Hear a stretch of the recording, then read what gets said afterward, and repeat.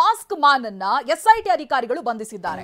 ಸುದೀರ್ಘ 19 ಗಂಟೆಗಳ ಕಾಲ ವಿಚಾರಣೆಯನ್ನ ಮಾಡಿದ್ದಾರೆ. ನಿನ್ನೆಯಿಂದ ಆರಂಭ ಆಗಿರುವಂತಹ ವಿಚಾರಣೆ ಇದು. 19 ಗಂಟೆ ವಿಚಾರಣೆ ನಡೆಸಿರುವಂತಹ ನಂತರ ಸಿಎನ್ ಚಿನ್ನಯ್ಯನನ್ನ ಅರೆಸ್ಟ್ ಮಾಡಿದ್ದಾರೆ. ದೂರುದಾರನಿಗೆ ಪ್ರಶ್ನೆ ಮೇಲೆ ಪ್ರಶ್ನೆಯನ್ನ ಕೇಳಿದ್ದಾರೆ ಪ್ರಣಬ್ ಮೊಹಂತಿ. ನಿನ್ನೆ ಬೆಳಗ್ಗೆ 10:30ರಿಂದ ವಿಚಾರಣೆ ನಡೆಸಿದ್ರು ಎಸ್ಐಟಿ. ಇವತ್ತು ಬೆಳಗ್ಗಿನ ಜಾವ 5 ಗಂಟೆವರೆಗೂ ಕೂಡ ಈ ವಿಚಾರಣೆ ನಡೆಯುತ್ತೆ. ಬೆಳ್ತಂಗಡಿಯ ಎಸ್ಐಟಿ ಠಾಣೆಯಲ್ಲಿ ವಿಚಾರಣೆಯನ್ನು ನಡೆಸಿರ್ತಾರೆ. ನಿರಂತರ ವಿಚಾರಣೆಯ ಬಳಿಕ ದೂರುದಾರನನ್ನ ಎಸ್ಐಟಿ ಬಂಧಿಸಿದೆ.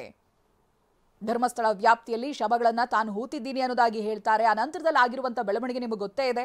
ಎಸ್ಐಟಿ ಫಾರ್ಮ್ ಆಗುತ್ತೆ, ದೂರುದಾರನ ಸಮ್ಮುಖದಲ್ಲಿ ಆ ಶೋಧ ಕಾರ್ಯ ಕೂಡ ನಡೆಯುತ್ತೆ. ಇದೀಗ ಇಡೀ ಪ್ರಕರಣ ಒಂದು ಬಿಗ್ ಟ್ವಿಸ್ಟ್ ಅನ್ನ ಪಡೆದುಕೊಳ್ತಾ ಇದೆ. ಮಾಸ್ಕ್ ಮ್ಯಾನ್ ಚಿನ್ನಯ್ಯನಿಗೆ ವೈದ್ಯಕೀಯ ಪರೀಕ್ಷೆಯನ್ನ ನಡೆಸ್ತಾರೆ. ಮೆಡಿಕಲ್ ಟೆಸ್ಟ್ ಅನ್ನ ನಡೆಸೋರಿದ್ದಾರೆ ಎಸ್ಐಟಿ ಅಧಿಕಾರಿಗಳು. ಬೆಳ್ತಂಗಡಿ ತಾಲೂಕು ಆಸ್ಪತ್ರೆಯಲ್ಲಿ ಮೆಡಿಕಲ್ ಟೆಸ್ಟ್ ನಡೆಯುತ್ತೆ. ವೈದ್ಯಕೀಯ ತಪಾಸಣೆಯ ಬಳಿಕ ಕೋರ್ಟ್ಗೆ ಹಾಜರುಪಡಿಸ್ತಾರೆ. ಇದೆಲ್ಲ ಪ್ರಕ್ರಿಯೆಗಳಾಗಿರೋದ್ರಿಂದ ಪ್ರಾಸೆಸ್ ಅದೆಲ್ಲವನ್ನು ಕೂಡ ಎಸ್ಐಟಿ ಅಧಿಕಾರಿಗಳು ಪಾಲಿಸ್ತಾ ಇದ್ದಾರೆ. ಸುದೀರ್ಘವಾದಂತಹ ವಿಚಾರಣೆಯ ನಂತರ ಆತನನ್ನ ವಶಕ್ಕೆ ಪಡೆದಿದ್ದಾರೆ. ಇದಾದ ನಂತರದಲ್ಲಿ ವೈದ್ಯಕೀಯ ಪರೀಕ್ಷೆಗೂ ಕೂಡ ದೂರುದಾರನನ್ನ ಒಳಪಡಿಸ್ತಾರೆ. ಮೆಡಿಕಲ್ ಟೆಸ್ಟ್ ನಡೆಸ್ತಾರೆ ಎಸ್ಐಟಿ ಅಧಿಕಾರಿಗಳು. ಕರ್ಕೊಂಡು ಹೋಗ್ತಾರೆ. ಬೆಳ್ತಂಗಡಿ ತಾಲೂಕು ಆಸ್ಪತ್ರೆಯಲ್ಲಿ ಮೆಡಿಕಲ್ ಟೆಸ್ಟ್ ಅನ್ನು ಕೂಡ ಕಂಪ್ಲೀಟ್ ಮಾಡ್ತಾರೆ. ಆ ನಂತರದಲ್ಲಿ ಕೋರ್ಟ್ಗೆ ಹಾಜರುಪಡಿಸ್ತಾರೆ. ಇನ್ನೇನು ಕೆಲವೇ ಕ್ಷಣಗಳಲ್ಲಿ ಕೋರ್ಟ್ಗೆ ಮಾಸ್ಕ್ ಮ್ಯಾನ್ ಅನ್ನ ಹಾಜರುಪಡಿಸ್ತಾರೆ ಎಸ್ಐಟಿ ಪೊಲೀಸರು ಮಾಸ್ಕ್ ಮ್ಯಾನ್ ಅನ್ನ ಇನ್ನೇನು ಕೆಲ ಕ್ಷಣಗಳಲ್ಲಿ ಕೋರ್ಟ್ಗೆ ಹಾಜರುಪಡಿಸ್ತಾರೆ. ಅಂತ ಹೇಳಿದ್ರೆ ಅದಕ್ಕೂ ಮುಂಚಿತವಾಗಿ ಮೆಡಿಕಲ್ ಟೆಸ್ಟ್ ಅನ್ನ ನಡೆಸ್ತಾರೆ.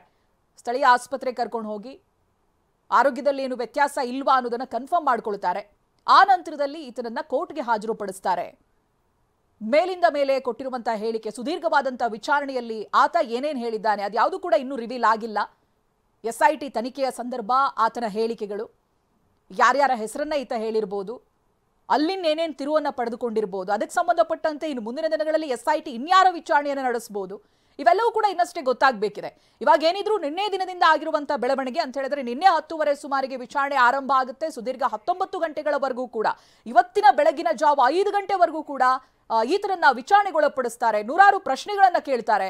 ಆ ನಂತರದಲ್ಲಿ ಅನುಮಾನದಿಂದ ಈತನ ಅರೆಸ್ಟ್ ಮಾಡಿದ್ದಾರೆ.